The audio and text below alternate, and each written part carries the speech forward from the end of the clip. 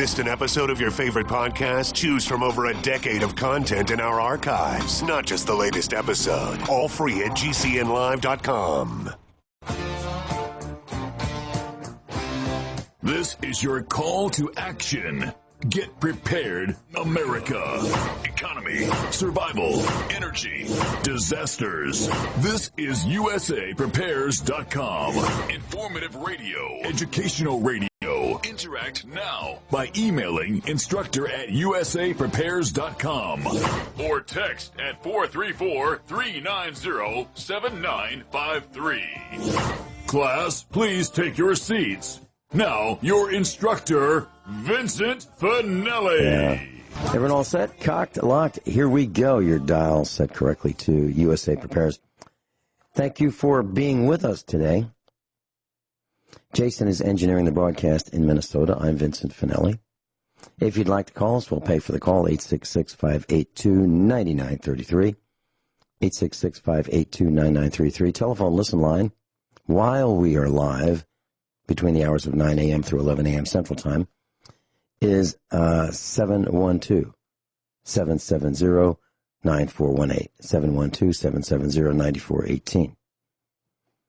Steve Elkins is with us, Off the Beaten Path, Sundays, 7 to 9 p.m. Central Time on republicbroadcasting.org. Welcome, Steve. Good morning, Vincent. You know, I was thinking about so many things, and you know, the country is almost on lockdown. It's yep. We're going to try 15 days. The boss said 15 days. See how it goes, and stay home. If you're over 70 or 70 plus, don't go out. It's going to create some hardships. People are going to go stark raving mad. In my opinion, I think that young people are going to say, are you kidding me? You're not going to tell me what to do. I think that's going to happen. I think boredom is going to set in very quickly. And when the young people used to say in the good old days, you know, maybe a few weeks ago, when the young people used to say to the parents, I'm bored, and as if it were the parents' job to figure out how to fix this. Now it really is the parents' job to figure out how to fix this boredom. Do you see this coming, or is this just my wild imagination? No, I agree with you. And we left out something really, really important: the baby boom that will be coming from the quarantine lockdown. All these people grouped together at home, and you know, people will be coming over to people's houses, and there'll be some time on hand. And we're going to see 9 months from now, we're going to see an explosion of babies. I guarantee you that's going to happen. Happened before. So, how do you think that would play out in the situation if we're continuing the situation we're in now, when hospital care is being rationed, triaged? How do you think that will play out with people saying, and it'll all probably point to the same week 9 months from now, when the boom will really peak? Oh, yeah, they're going to have to. I think hospitals are going to be looking at the situation now. I mean, you have to look at the big picture here and say, wait a minute, this is going to happen. It's just human nature. It just is. We saw it during 9/11. There were 9 months from 9/11, and when everything was kind of closed down for a while there because of the terrorist thing. It's going to happen. So I guess your hospitals are probably sitting back going, we're going to have an explosion here. We're going to have to build onto our maternity units here. We're going to have to beef it up. And they'd be wise to do so, because I guarantee this is going to happen. Now, you mentioned about kind of like, the elderly being very vulnerable to all this, and they are. They have very puny immune systems. That's the downside of getting older. Even I can say that myself personally, that as I get older, I notice when I hurt myself, it takes a little longer to heal. And if I get something, it takes a little longer to get over it, and that's just part of the aging process. Everything kind of goes downhill. And then you get to a point where it really is vulnerable, and I think that's what we're looking at here. And, if we talked about what was going on in Italy right now, of course, the average age of a death from the coronavirus in Italy right now is about 80 to 81 years old. Could we ever get to a point in the United States where we have very little resources? We don't have the antibiotics. We don't have the medicines we need because we've relied on China for so long to manufacture these things. can get them cheap and bring it back to the United States, jack up the price? Are we going to be in a situation where we might have to triage like we do in the ER, but decide who lives and who dies? God, I hope not, Vincent. I hope we don't get to that. But that's what's happening in Italy right now. They've decided if you're 80 years old and you're really not in great health, and you've got this, well, they're going to save the 40-year-old, 50-year-old who may have it, and they figured you've already had a good life, 80 years or so. So they're going to, it's kind of like that scenario with the boat. Who gets thrown off the boat? Who's not necessary type situation here, and who's necessary to keep on the boat? And I hope we never get to that. But this is a lesson we can learn in the disruption of the imports, what's coming in this country. We should never have been in a situation where we relied on a country to produce something that was so vitally important for the health of our nation. We should have never been in such a situation. And we open ourselves up to this vulnerability. I mean, I hope this is a lesson learned. And I also hope this is a lesson learned where people say, I didn't realize how important washing your hands were. I mean, they start washing their hands. I mean, I don't know why they have to be taught this again. We learned it from our mothers, our fathers, and I'm not sure why that has to be retaught. But evidently there's a generation who said, I'm too much in a hurry. I'm busy. I'll do my business, and I'm going to run out the door, and I'm not going to worry about washing my hands and touching knobs and everything else. I hope we can learn from that. There's some positives that can come out of this whole thing. But, this next 2 weeks will be very interesting. I guess right now they're talking about locking us down for 8 weeks, which does not include me. I don't have a choice. Anybody working in a hospital has no choice. You cannot hunker down and sit around and wait this out. You have to go to work. You have to do your job. And there are people who will just have to say, I have to do my job and go out there and do the best I can. And everybody else will sit back and wait at home, wait it out for a while. Okay, so there are people whom work for the government. There are people who work in military installations. And I heard that from someone who does, that they have been sent home. I'm talking about people who are not Army, Navy, Air Force, Marines,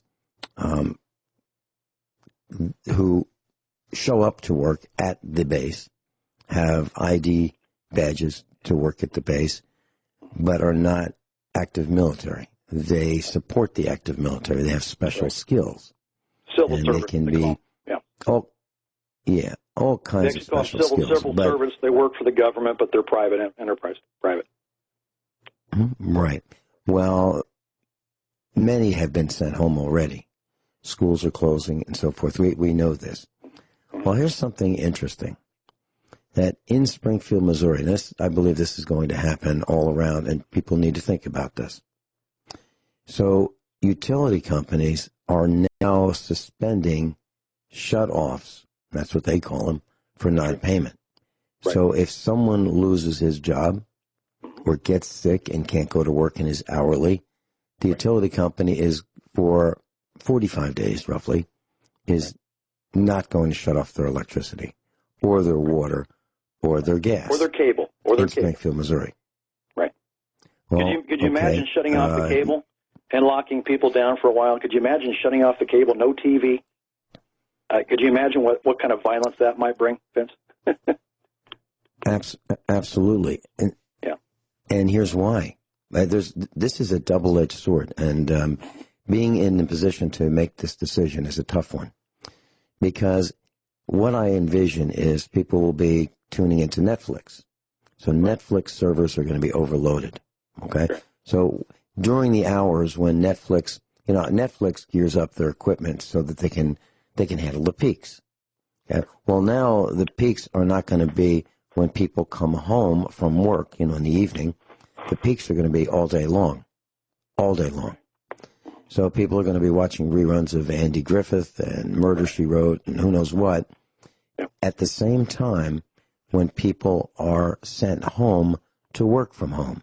I've been on the phone all day for the last several days with people who are saying that the IT guys are there. They're packing the equipment. They're sending us home. Everybody's going to work from home. And now the internet is going to be strained because people are going to be working from home at the same time that they've got the TV going on quiet, watching Netflix because they're bored in between customers and so forth.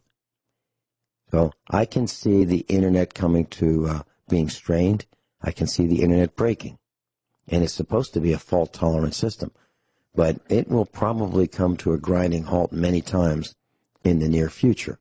Now, of course, that's speculation on my part. I don't know for sure, but it seems very logical to me. So now we have a situation where if we don't keep Netflix and its equivalent up and running, people are going to be walking in the streets even though they're not supposed to be. Okay? Yeah. And if we do keep Netflix and its clones up and running, entertainment, then we'll have less bandwidth for the important things.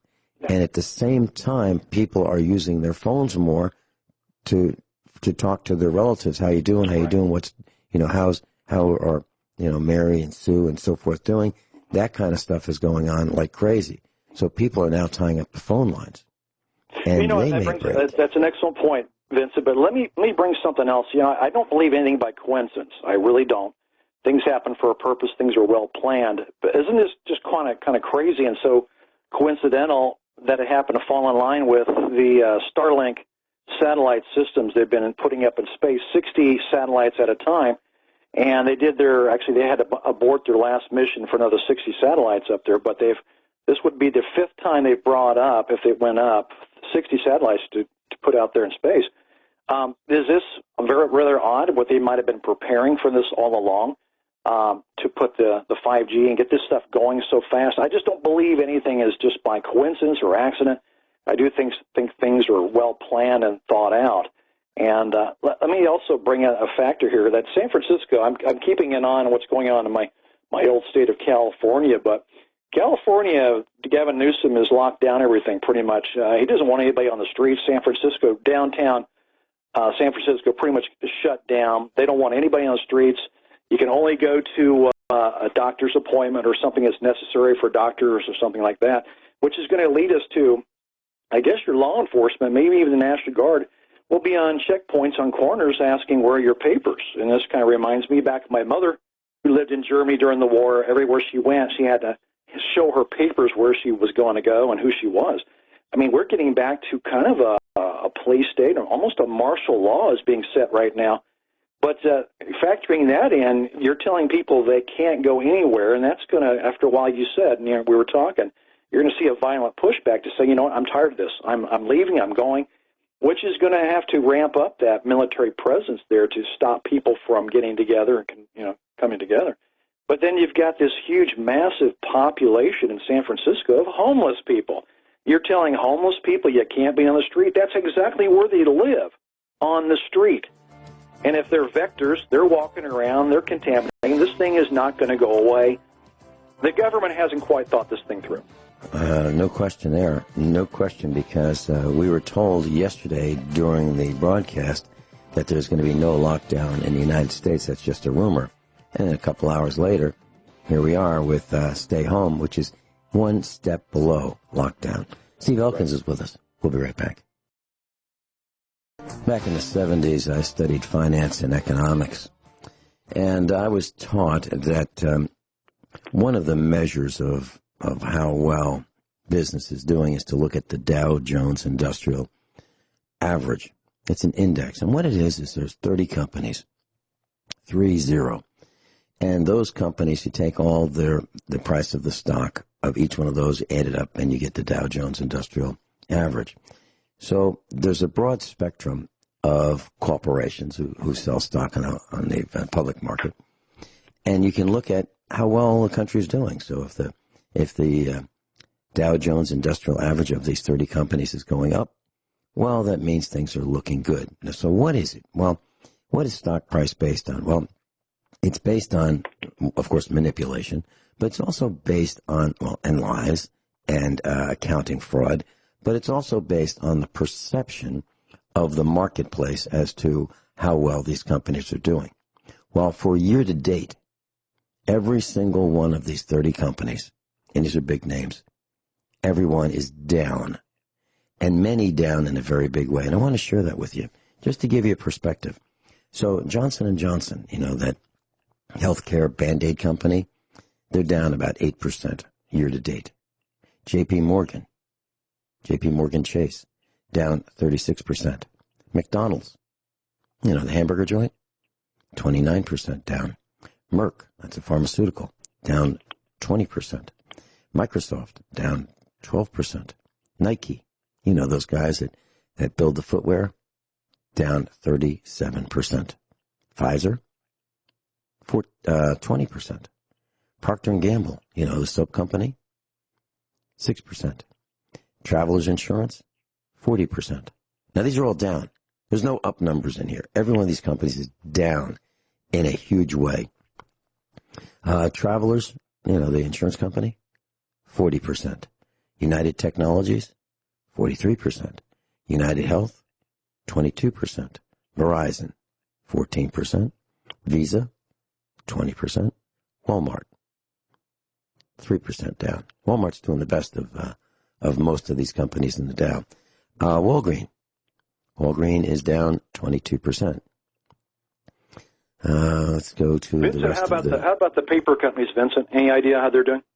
Well, let me get to that in just a second. So okay. 3M, those are the guys that make the masks and other products, tape, abrasives. They're down 24%. American Express, 32%. Apple, Apple never goes down, right? 17% down. Boeing Aircraft, they are the big loser, down 68%.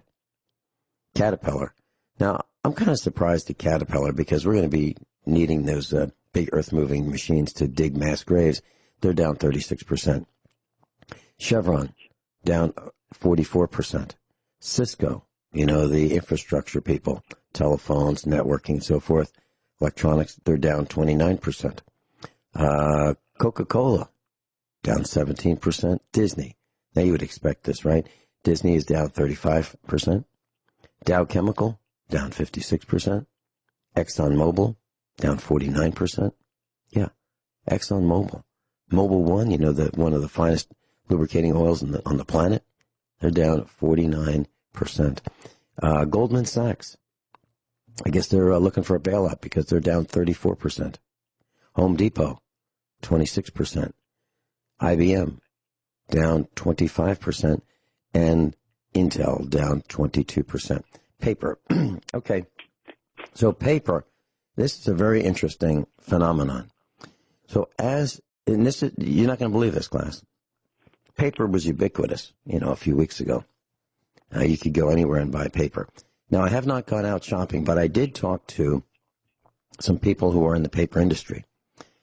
And I talked to some people who have children who are students. And what has happened is schools and universities have said, don't come back from spring break. You will pay your tuition in full, and we'll let you be a student, but there will be no in-person classes. So all across the country, schools and universities have closed, and I read off a list including 2 of the universities I attended. So now paper is a real problem because now instead of being in class, the students are going to be using more paper at home. And I believe paper is going to show up in short supply in a store near you if it has not already. And the price will escalate. Steve Elkins and I will be right back. Steve Elkins is with us. He's a ICU nurse and an ER nurse, 27-plus years experience. And we're talking about paper briefly. And the last time I bought paper was about $19.99 for a case. Now, case sizes have changed. We now have the new fund size. So a case used to be 10 reams of paper with 500 sheets per ream, and you get 5,000 sheets in a case. Well, now we have the fund size, which is, and when they show the case on the internet, it looks like it's that size, but it's half that size. So now it's really 2,500 sheets, half as much. And the current price delivered is more than twice what I spent because it's $25 for the new size, fun size case, which is half the size. And the last time I bought it, it was $20 for a full size case, twice as much. So bottom line is, if you want paper, you can get it. You just go to the Chinese factory outlet and you can pick it up. And not only that, here's the best part. They have free pickup. They don't charge you to pick it up. You can go get it, and that's free. Now, whoever thought of that term, free pickup? It used to always be free. Stores never charged you to go in and buy something. No. But now there was a day back when they used to deliver to your house back in the old days, back in the 50s, 40s, and 50s. I mean, I still remember the days when the truck would come down the street, Vinny, and bring the milk and put it in your milk box. We all had a milk box on our steps there. It's back in the days when you actually had a service attendant come out and tank your car up for you and do your windshields and check your tires. And we really have seen a lot of good things disappear in our lives now, haven't we, Vinny? We really have. Okay, all right, so let's extrapolate on that just for a second or two. Sure. So it used to be that, as you said, you'd go to the gas station, and they used to be called service stations. Yeah. You'd go to one of them, and the attendant would say, what would you like? And you tell him to fill it up or something like that.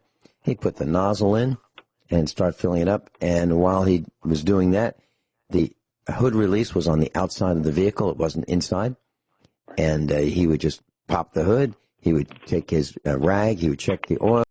He would wash the windshield. He would look at your belts, your fan belts and cooling system belts and, alternator belt or generator belt, whatever it was. He'd look under the hood, and if he saw an anomaly, he'd tell you.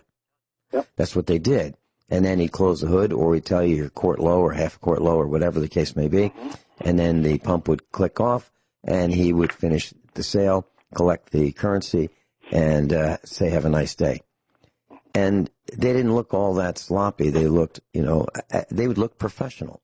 So the guy that delivered the milk was in a white uniform. The guy that checked your car looked neat and clean. He didn't look like he was disheveled and got up without, slept in on some bench somewhere.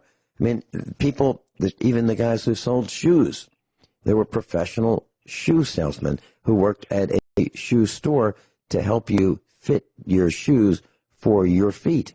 And they used to have different widths. They would have B, C, D, E, widths. And they would make sure that you got the right size so that you didn't deform your feet. Now you're on your own. Well, just look at how, yeah, right, you've mentioned that. How much of we had taken away from us where service was related, where there actually was a trained person there to help you out. I mean, we're now being the person now who takes care of all that ourselves. Of course, we're not getting a price break for it. I mean, Walmart, when they rolled out their self-checkout, I said, mistake. You're eliminating people's work. You're eliminating jobs. If you think that they would do that, then you think it would, because cost of an employee is their biggest cost, and then benefits and insurance. So if they eliminated that person, well, would that reflect the pricing? Would they bring down the prices? And they haven't. So, again, greedy corporations who have decided, I don't need you, going maybe with technocracy here, eliminating the people, they're eliminating the need for the person. I mean, we're being phased out of work where we should be working, and we wonder, why is it possible that we really have 3.5% employment? Is it because the machines are taking over and people are no longer needed? But, I think those are, again, numbers that have been fudged. Every number that comes from government, I think you and I agree, every number that comes from government is a fudged number. It's a lie. Just today I checked on the Baltic Dry Index, and, of course, we know the shipping has been halted. My contact down in Long Beach let me know that they closed the port in Long Beach. There's no ships coming in, no tanker ships, nothing being unloaded. They're letting people go, releasing them, or outright saying you're done. There's no job for you right now. This is devastating, but the disruption of the shipping channels themselves. But the Baltic Dry Index only dropped a little bit today, went from 631 to 623. But we've seen it in the last couple of weeks, which cannot be explained other than total manipulation. If Wall Street is tanking, and yesterday the Dow was down nearly 3,000, 29.97. But what did the Baltic Dry Index do? It stayed pretty steady at 631. We've seen big 1,000-point losses on a day on the Dow, and the Baltic Dry Index continues to go up. You know this is a flat-out lie. This is impossible. If manufacturing is down, they're not loading ships, and the ships aren't making their way to point B destination, there's no way in the world the Baltic Index should be going up if there's no orders to be made in America and everything is shut down. Everybody's pretty much quarantining themselves. It's, again, the numbers. You're being fed on everything, not nearly everything. The numbers you are being fed are being manipulated and fudged, and some to excess, and some are dumbed down to make it not look so bad. When it comes down to, like, and I've heard this number for the last, I'm going to say 10 years, 10 to 11 million illegals in this country, as if no more have ever come in, no more have ever reproduced, and there's not more than that. It's a number they continue to stand by, and, you know, as far as lying to the American people, you got to fudge the numbers upwards. You can't stay with the same number for 10 years. So we know a good liar has to have a great memory, and they need to expel on that. And staying with 11 million illegals in this country is it points to the fact that everything government says on nearly every level of financial or economic is an absolute lie, a flat-out lie. Yeah, I'll tell you how they can do it, Steve. So let's say we had a gas station, and we were selling gasoline. And we wanted to figure out, I said the boss is saying, okay, so how you guys doing? You know, a remote control boss. So he's got the employees, and they're running the gas station. And the boss says, so we gotta have more revenue. So let's say the gas station sells 1,000 gallons a day at $1 a gallon. So the boss calls up on Monday. Okay, boss, we sold 1,000 gallons at $1. So the daily sales is 1,000. Next day, 1,000 gallons at $1. Okay, we got to have higher revenue. So then the boss calls up and says, so how is today's sales? Well, it was $1,250, boss. Wow, that's good. That's a 25% increase. Now, what may have happened is that the price went up from $1 to $1.25. So it appears that from the number perspective, sales are higher. It still is 1,000 gallons, but the price is higher. And that can happen with the Baltic Dry Index. So they could charge more for shipping, and that would drive the price up. And maybe that is the manipulating factor that's going into making the Baltic Dry Index look better than it is. That's the only one I can think of. So I just wanted to share that with you, Steve. You know, it's amazing how many people don't really know. I mean, maybe this is also another learning lesson how Wall Street is tanking right now, and that people understand really how Wall Street works, and that what's been going on is there's been a ton, many years of plunge protection and quantitative easing going into keeping the markets up. And that's partially why this thing is now falling apart, and it's still not working. They just put, $1.5 trillion in last Friday, and supposedly we're going to put another $700 billion to $800 billion in again. You know, Vincent, this is kind of fun that I actually laid out a chart and tracked the Baltic Dry Index and Wall Street and everything really well, closely. And I noticed that the plunge protection and quantitative easing would start between 2 and 3 hours of the market close. It was kind of fun. I showed my wife and said, watch this. We'll watch it in the morning, the opening. We'll watch the Dow, the NASDAQ, the S&P. Let's track this every 15 minutes to half an hour, and then we went on an hour. And then I said, watch this. And then we started getting a little closer, more narrow, about 15 minutes out. And at 2 o'clock in the afternoon, a couple hours before closing down Wall Street, it started to move. The Dow, the NASDAQ, S&P, watch these numbers. And we did it every 15 minutes. My wife's eyes opened up. She goes, oh, my God, you're right. They're doing something right now. I said, yes, they are. They're putting in plunge protection, quantitative easing, a couple hours before the market closes.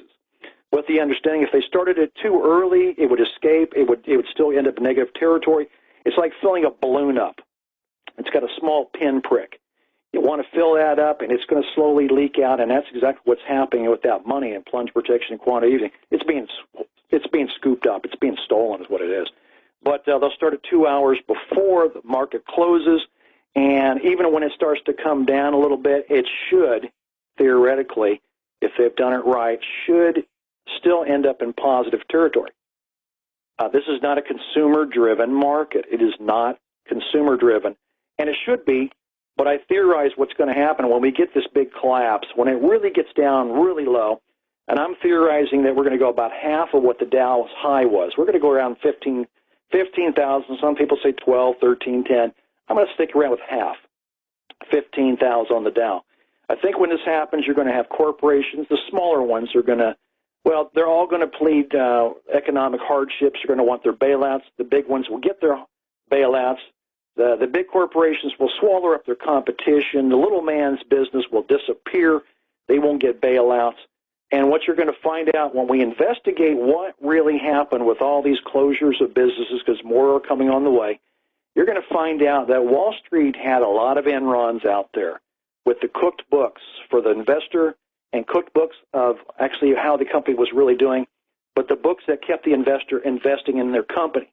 You're going to find a lot of enrons out there. I think you're absolutely right. And the small companies are failing right now. They're going out of business right now. Restaurants, because of the edict to reduce capacity, reduce guests, if you will, patrons, customers at restaurants across the country by 50%. They're saying, we've got to have less density. Can't have as many people coming to the restaurant. So reduction of 50% or forcing restaurants to close at specific hours and bars and things. That eats into the sustainability of those businesses, and they are failing right now. Right. As a matter of fact, the unemployment insurance system of the federal government is collapsing because of the volume of people filing for unemployment insurance right now. Yeah. Right. Not in weeks from now. Actually, it happened yesterday. Very serious. So now what's going to happen with all these people that are wandering around with no jobs? And what about the feeling of usefulness? Are they going to feel useful? Because they don't have a prospect of getting a job. We'll be right back. Steve Elkins is with us. Class, I got an email asking me to talk about the census and my thoughts on it. And here are my thoughts. First of all, there's a question in the Springfield News Leader. That's the newspaper that's printed in Springfield, the physical newspaper, but they have an online component. And the United States Constitution addresses a census of how many people are here in the country every 10 years, and it's coming up for the 10-year mark. And so the question was, what will I be doing? Well, it's been published, and I don't know how much truth there is to this, but it's been published that you will get a postcard reminding you of the census. And then I think they're expecting you to go online and fill out the census form. If you don't, you'll get a reminder, maybe a week to 10 days later. And if you don't, you'll get another reminder. You'll get 3 reminders, and then you will get the physical paper census form. So I guess the question was, what will I be doing? I believe at this moment, what I'm going to do is what I always did, and that is I'm not going to go online and fill it out. I won't do that because I don't know if the data that I put in will be tabulated correctly. Right. I don't know that. A problem I have with it, Vincent, is the inconsistency. They say they want to know the true numbers, but they don't. And I've questioned these people who've come to my house about the census. So they want to know who's in your household. They want all this personal information. But they don't want to count illegals, and they don't want to count the number of homeless people on the streets. I got a problem. You make exception to the rule. So do you really want to know, or do you really want to know? And they don't want to know. Because, you see, if you count all the illegals up, that's going to put that little 11 million illegals in this country to a myth now, and they're going to find out you have 22 or more million in this country. And then they're going to point to how many homeless do you have on your streets. Well, now that's going to be a national emergency, because now we have a true, accurate number. And what we told you all along, the lying numbers of how many homeless we have on the streets, is really not that bad, but it's really, really huge now. You see, government ends up choking on those lies that they've told you. So they don't want to know those two answers to that. As a matter of fact, they did a gator census out here. I kid you not. It was in the paper. They actually took the time to count how many gators supposedly we have in our lakes out here. So they take the time to count gators, but they don't want to count illegals, and they don't want to count homeless. I feel the same way you do about it. It's a scam. And I'm not sure that the numbers will be tabulated correctly, as we know how much fraud is on the internet, cybercrime. I mean, even our whole voting process is tainted. I don't even believe in that. And they don't want to fix that, go back to a paper ballot, because they like it the way it is, because it's easy to manipulate the numbers and give you false information. Well, the last two census that we had, the census workers came to our farm in Virginia and in Missouri, and they wanted details, and we got a complex census form.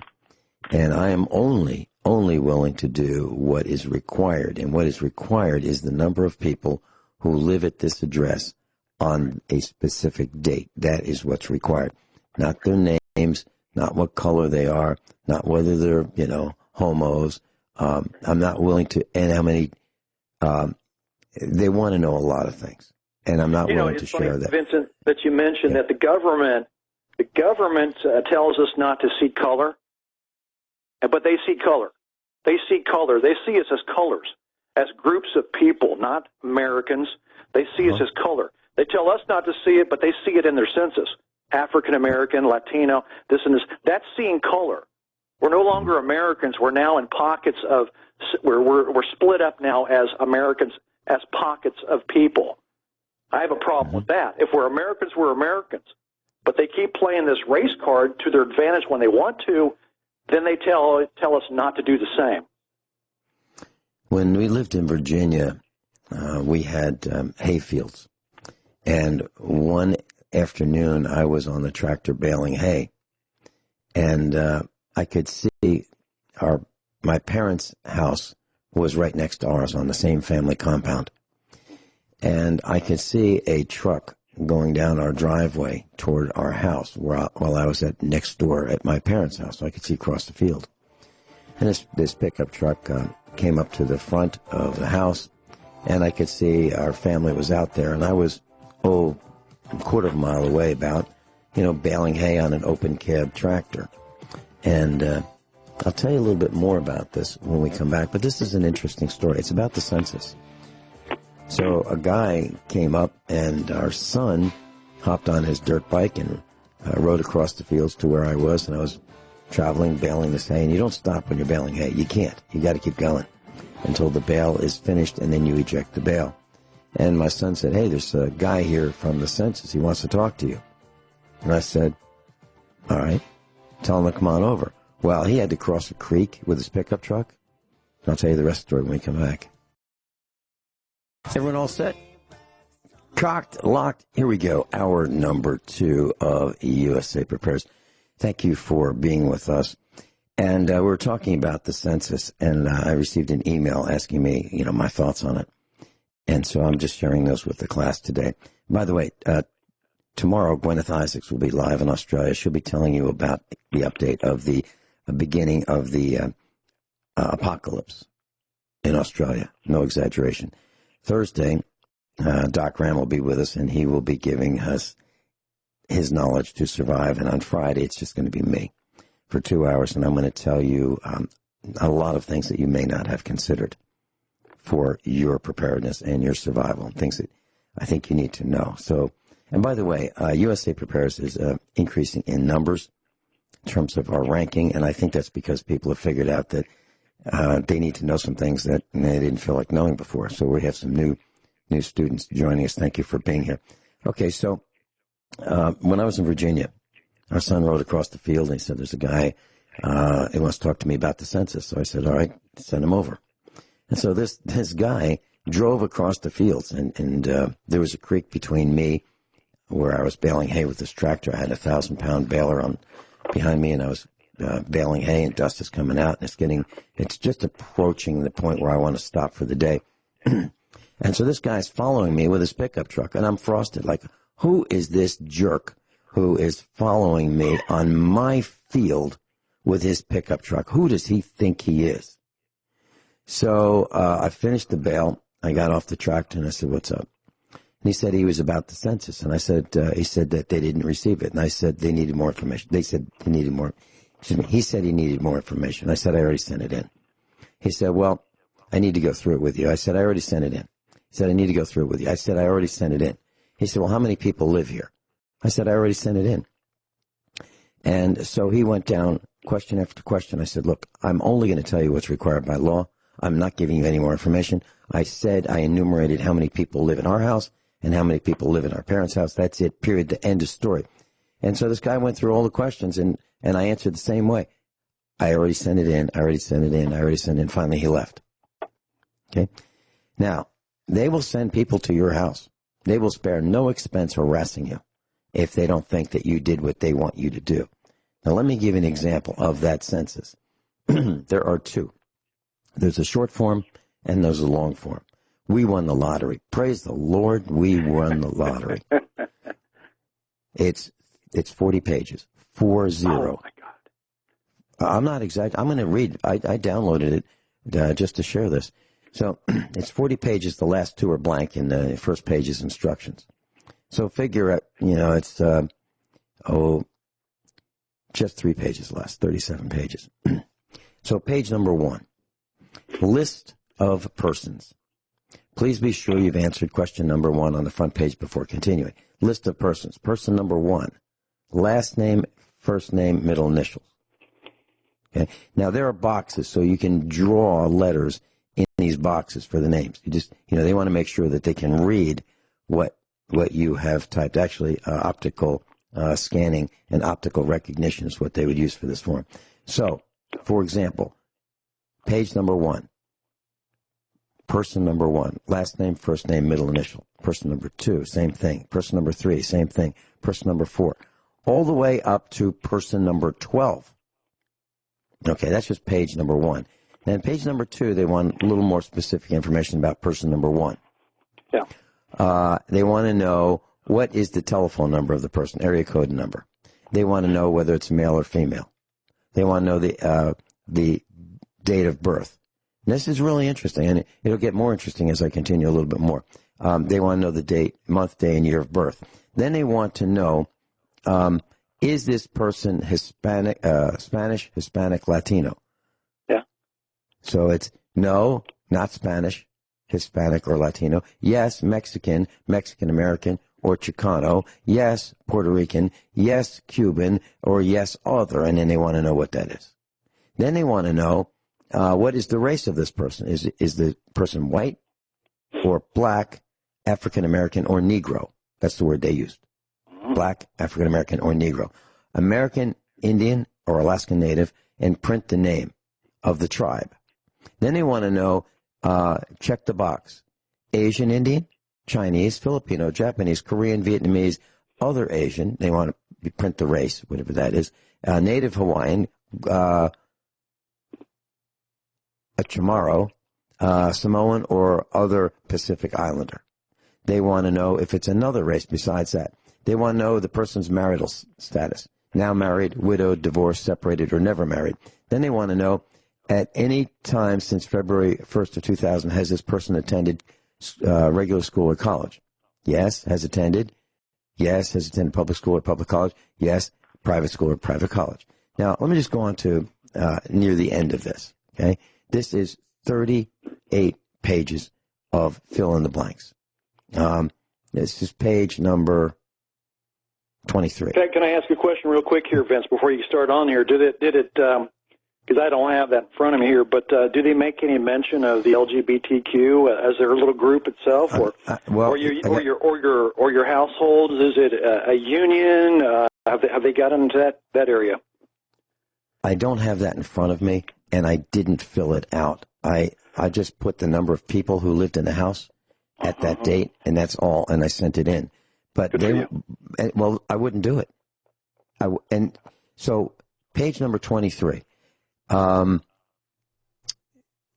of the questions, I'm just going to read some of them, not all of them, because it'll take forever. I could not read this census in 2 hours. I could not do it. I'm not kidding, class.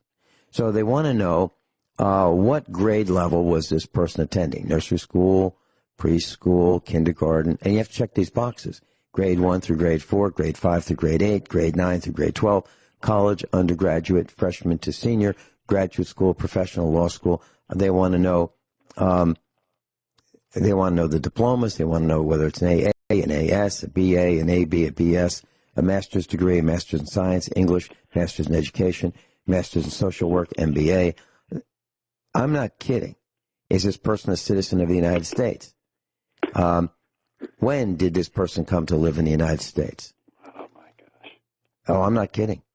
So it's literally 38 pages of fill in the blanks and 2 pages that are blank. So it's 40 pages. So all I did, class, and I'm not recommending you do this. I'm just telling you this is what I did. I just enumerated how many people lived here and sent it in. Page 25 wants to know, how did this person usually get to work last week? Car, truck, or van? Check that. Bus or trolley bus. Streetcar or trolley car. Subway or elevated. Railroad, ferry boat, taxi cab, motorcycle, bicycle, worked at home, or another method. Is this invasive? You have to tell me. Yeah. Well, let's also not forget that Donald Trump is, I guess, that it's illegal to ask if you are here in this country illegally. So, again, you want numbers, but you don't want the true numbers. I have a serious problem with that. That it's illegal to find out who's in your country. Amazing. Okay. So what page is this? And you can download this if you want to look at it, class. Page 27. They want to know for person number, the person number 4, it happens to be on page 27. Interest, dividends, net rental income, royalty income, or income from estates and trust. Report even small amounts for this person. So how much money did this person get? Was it profitable? Isn't that part of your taxes for when you do your tax? So why are they asking that question a second time? To verify what you told them the first time on your tax forms? That was correct? It absolutely positively could be. And they want to know how much Social Security or railroad retirement you have, supplemental security income. They want to know any public assistance or welfare payments. They want to know retirement, survivor, or disability pensions. This is on page 27. You have to fill in these numbers. They want to know any other source of income regularly received, such as veterans payments, unemployment compensation, child support, alimony. Okay. Then they want to know what was the person's total income. Then they want to know if are there any more people living here. Then they want to know the person's what is the person's name from page 5. Then they want to know how is this person related to person number 1?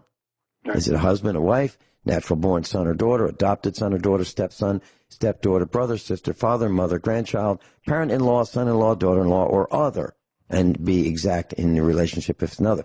If not related, person number 1, is it a roomer, a housemate, a roommate, unmarried partner? I guess that's the LBGT thing that you asked about. Foster child, other non-relative. Was this person a male or female? And what is the age of this person? And then, of course, they want to know Spanish, Hispanic, Latino. They want to know education. This is invasive. Okay. Does this person speak a language other than English at home? Yes or no? What is the language? Fill in the blank. Okay. How well does this person speak English? Very well, not at all. Where was this person born? Is this person a citizen? How did this person come to live in the United States? or when, excuse me, when. This is as invasive as can be.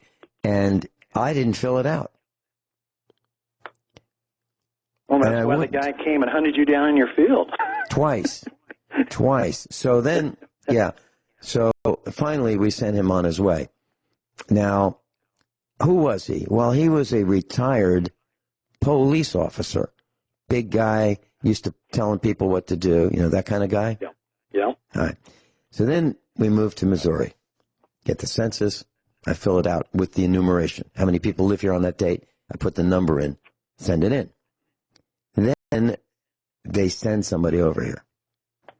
And they send this gal, a black gal. And I'm telling you this not because of racism. I'm telling you because there's a specific reason why I'm mentioning this. Where we live, there's nobody that lives here, okay? Pretty much everybody knows everybody. There's only 100 people in the whole town. So everybody knows, what you're going to wear based on what's on the line, the clothesline, the day before. So they sent this, and there are very few blacks that live in this part of Missouri. Less than 1%. Less than 1%. So if you go to McDonald's, when you traditionally see all different colors and sizes and shapes, there are hardly any black people working behind the counter at McDonald's in this part of the world. And I'm very serious. And I'm not being racist. I'm just telling you the way it is. So they sent this gal, and she was black, and she came to the door, and she said she had a clipboard. I was upstairs, and I had my 45 on my, I walk around with my 45. And so she came to the door, and Mrs. Finelli answered the door, and it was getting close to dark. It was on a weekend. And I came down, and she looked at me, and she had a clipboard. She said, "Do you know where so-and-so lives?" And I said, "No, I don't." So maybe up the street or up the road, there's a gal who might know, but I don't know that name. So she said, "I already went there, and they don't know." So I said, "Well, let me walk you to your car." I said, "Anything else?" "No." So let me walk you to your car because I have some dogs. And they recognize people who are not familiar. We'll be right back with the rest of the story. Steve Elkins is with us, and we're talking about the census and my reaction and how I complied. And I did comply, but I didn't over-comply. So this, as I mentioned, there are very few blacks who live in this area. It's mostly farmers. And frankly, I don't know many black farmers. I just don't. And so this gal came in, and she asked me where someone lived. She had a clipboard, and I didn't know, so I asked her if she needed anything else, and she said no. And now she showed up on our farm unannounced, uninvited, okay?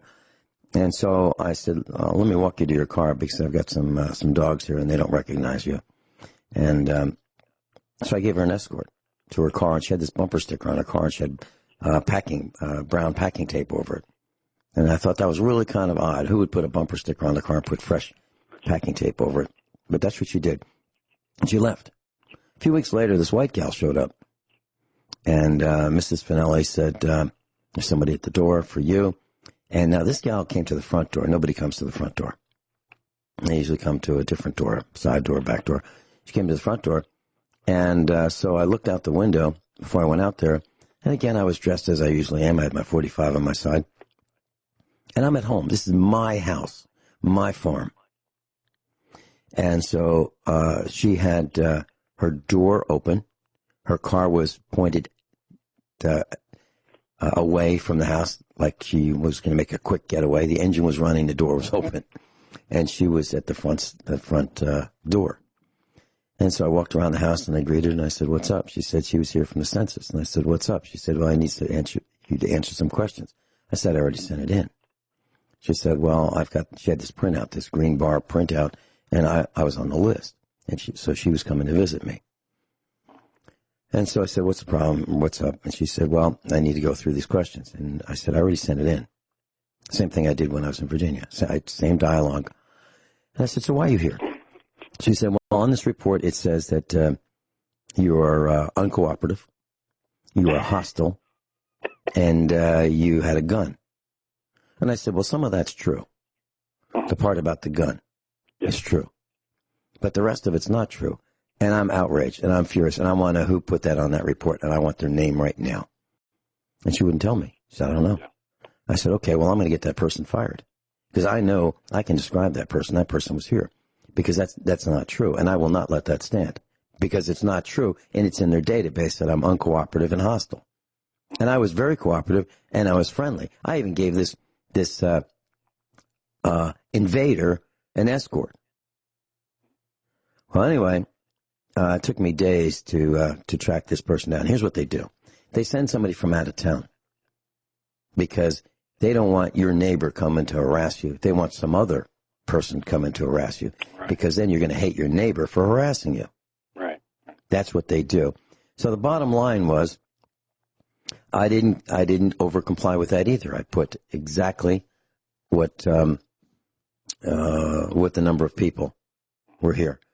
And, you know, she said, well, how many, let's go through some of these questions. I said, I already filled it out. She said, well, how many Mexicans live here? I said, I'm not going to tell you. I'm just curious. What do you think was under that packing tape on the car, that bumper sticker? What do you think that was? I think that was Barack Hussein Obama. Could have been. Oh, I believe it was. You can't peel those stickers off, by the way. I mean, you have to take a heat gun to them or something. Yeah, a jackhammer. Yeah. Well, so the bottom line is we were invaded twice. So now it's really kind of nice because the gate's locked. Now, if someone invades us, we will have evidence, and of trespass. Okay? And you know, she was annoyed. The second gal was kind of annoyed. And I said, look, you came to my farm. You're not invited. You don't have permission to be here. You don't have an appointment. You just showed up. Right. I said, what do you expect? What do you expect me to do? You expect me to welcome people to my farm whom I don't know? You expect that? You expect me to not be armed? Are you kidding? I'm out here in the middle of nowhere, and you show up. Right. That's right. How did she respond to that? Very, just, I mean, what's she going to say? I mean, I've got a 45 and she doesn't.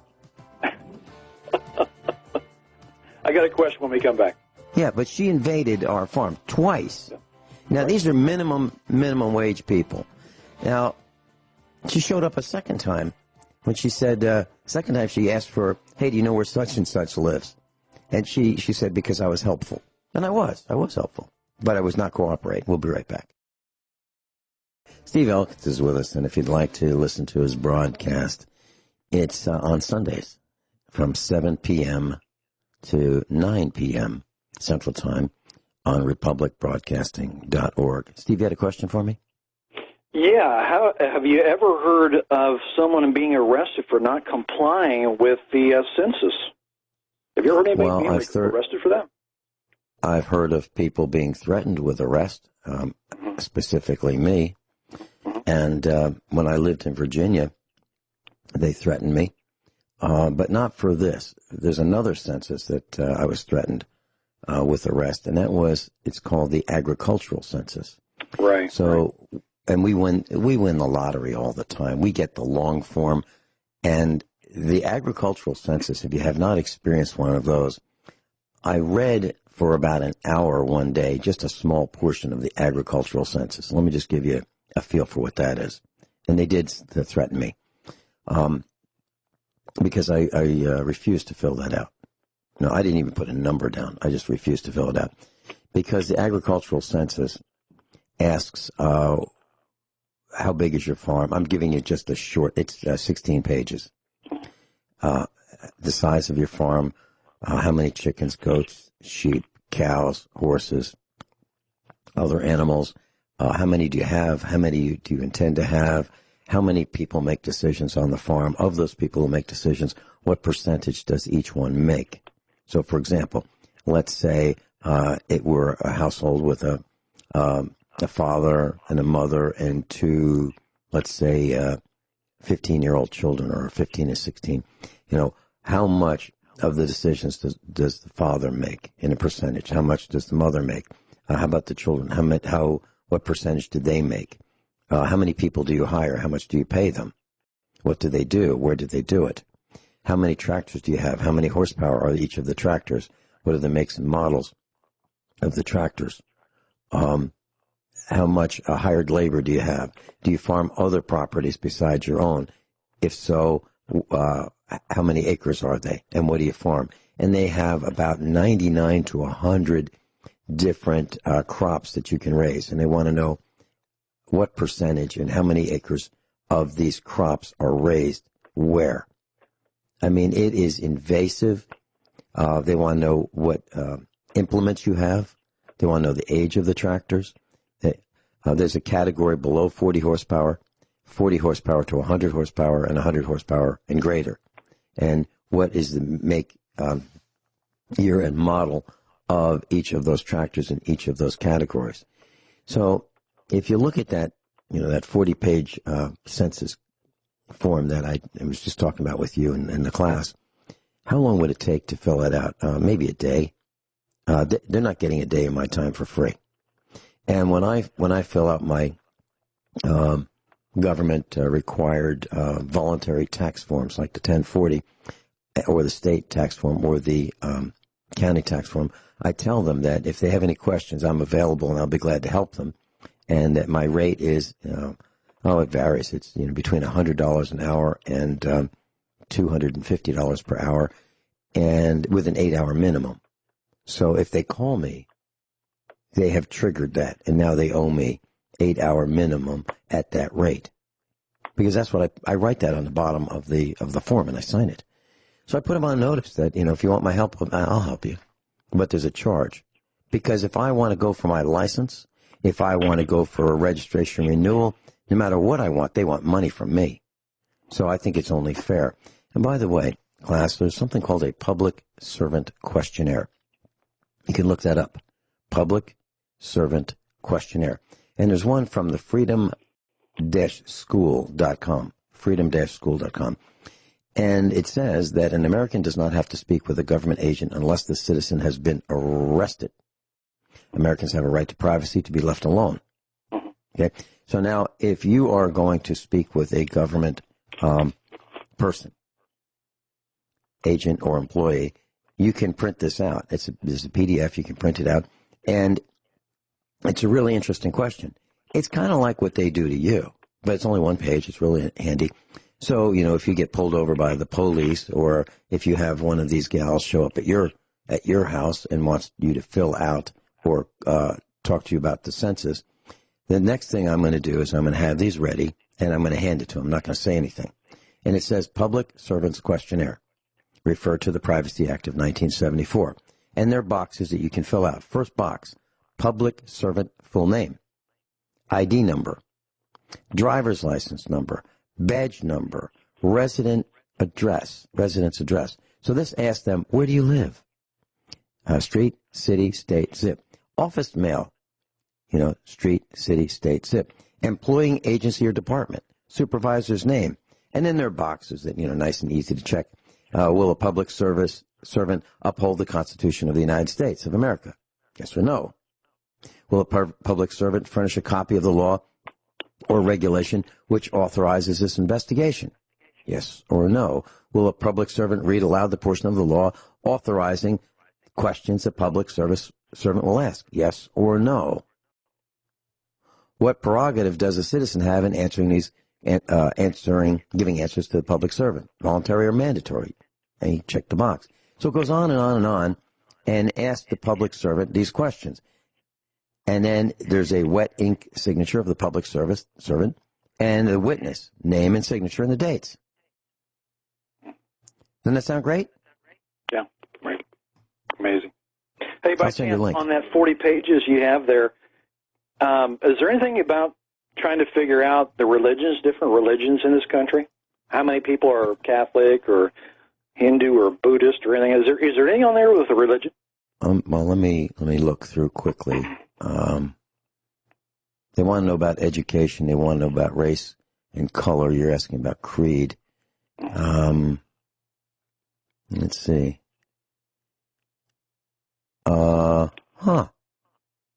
Here's an interesting one. How many people, including this person, usually rode to work in a car, truck, or van last week? Drove alone, or 2 people in there, 3 people in there, 4 people, 5 or 6 or 7 or more? What time does this person usually go to work last week? What time?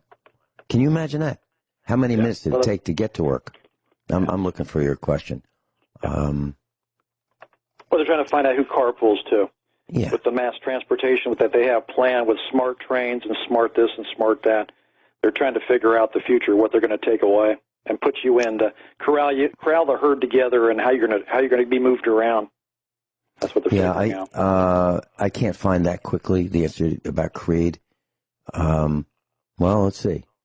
What is this person's ancestry or ethnic origin? Now, the reason I'm reading that is because it says, and it gives you some choices, so it can help you. So if you get confused, and if you don't know if you're Italian or Jamaican or African American, or that's what it says, African Am, I guess that stands for American, Cambodian, Cape,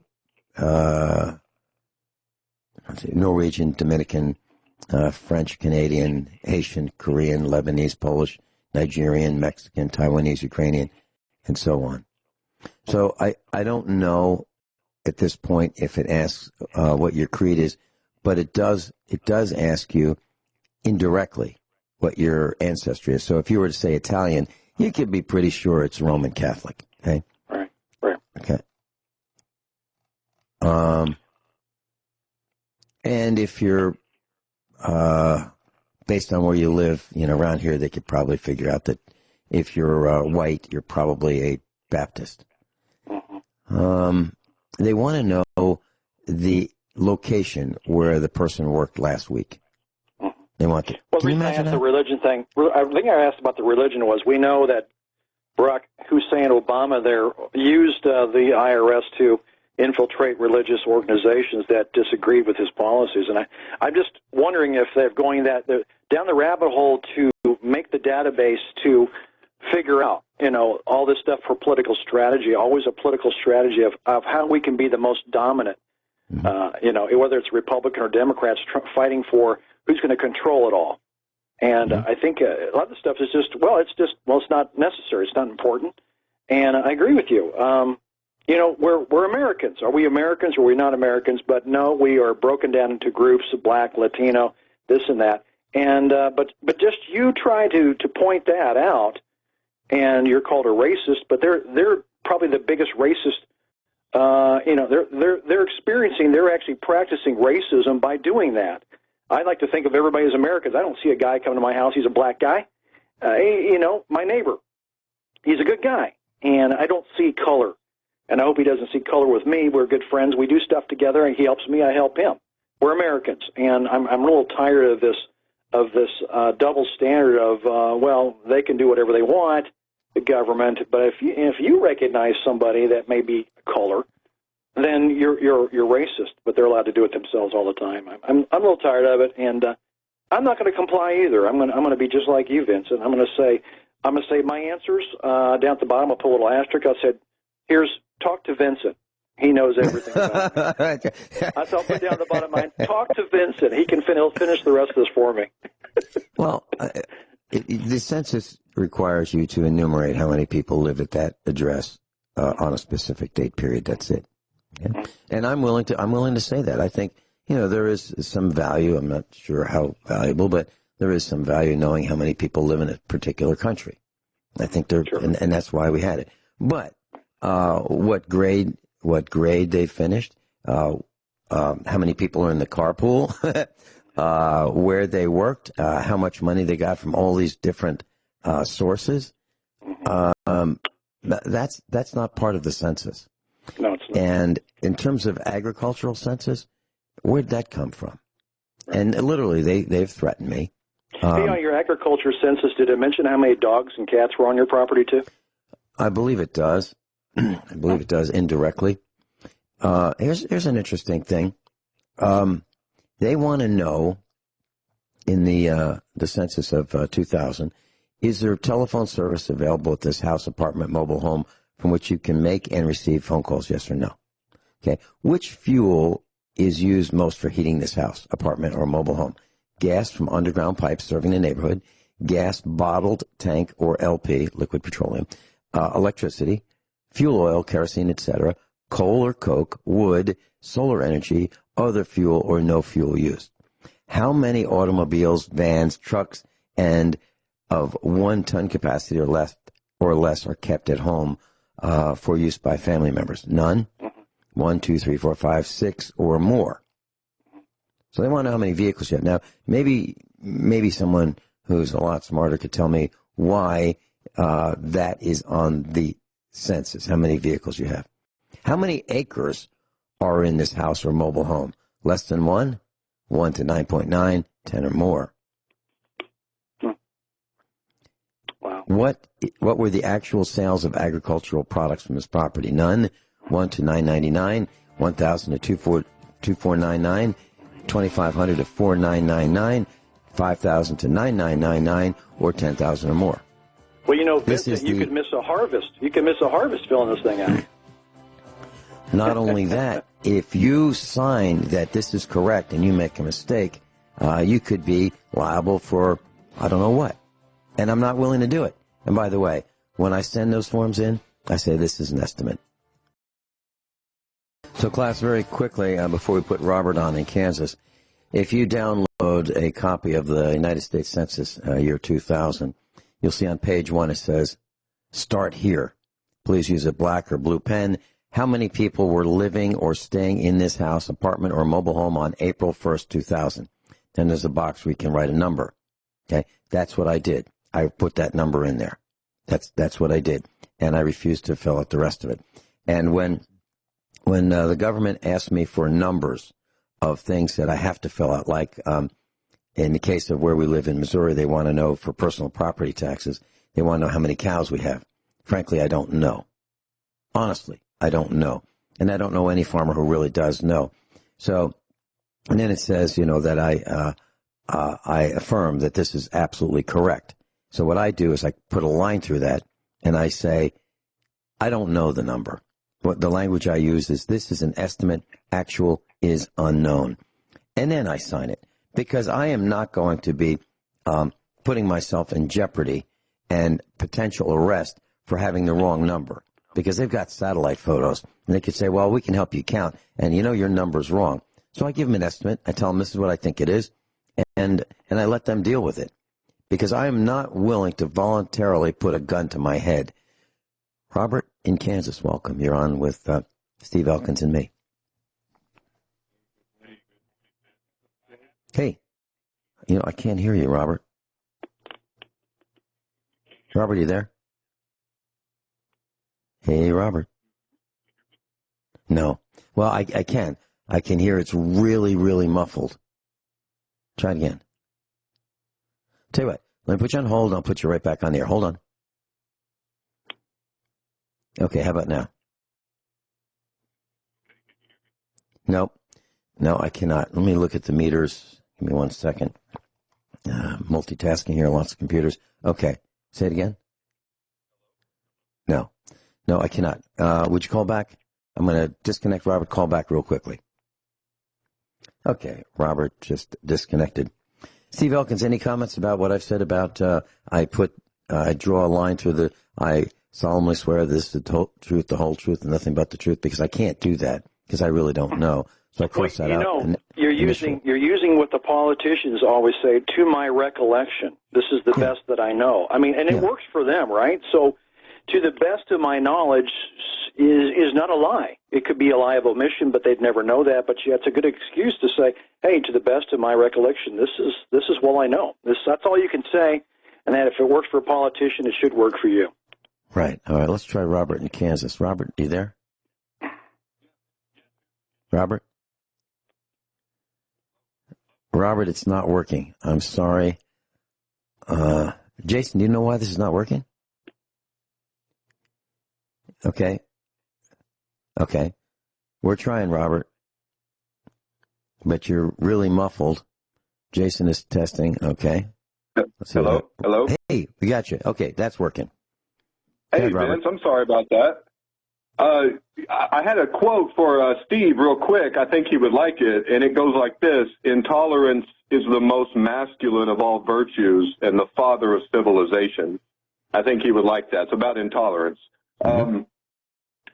Vincent, the coronavirus situation seems to be, to me, a type of coup by world government UN level against a resurgent United States economy, dollar, everything like that, to go ahead and take down, the nation states so they can bring in their government, right? Like strong nation states like Russia, America pose a threat to them because they can't bring in world government over them if someone else still has any sovereignty, right? So that's what I think it is, kind of a coup, like try to crash the economy and then have to say, okay, now we have a worldwide problem, the Hegelian dialectic, right? Worldwide problem needs a worldwide solution. So then international bodies would be then making the law, essentially, the policy. And then I feel like, Vincent, they would mandate a vaccine. That vaccine would have nanotech in it, and it would be the mark of the beast. If you don't have it, you can't buy and sell. And so, yeah, it gets really deep into that. But, yeah, I think that's where we're going, man. This is a crazy time. And I just pray and I hope that we can hold our economy together and we hold our supply chain together and things like that. Because, man, you have all these corporations, what they're doing. Like, if they pull all the strings at once, Vincent, I mean, I don't know what to say, man. I don't know what we're going to do. Because, what do you mean if they pull all the strings at once? They are pulling all the strings at once, Robert.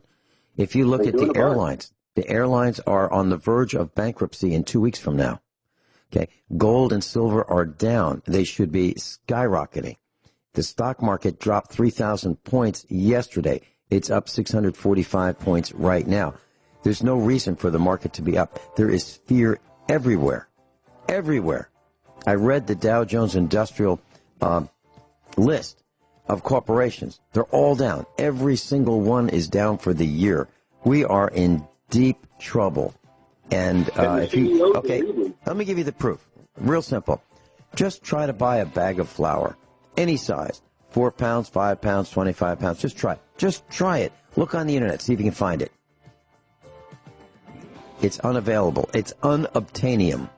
Flour is unobtainium. So is dried milk, powdered milk. We are really, really in deep trouble. Steve, Elkins, thank you for being with us. Robert, thank you for being with us.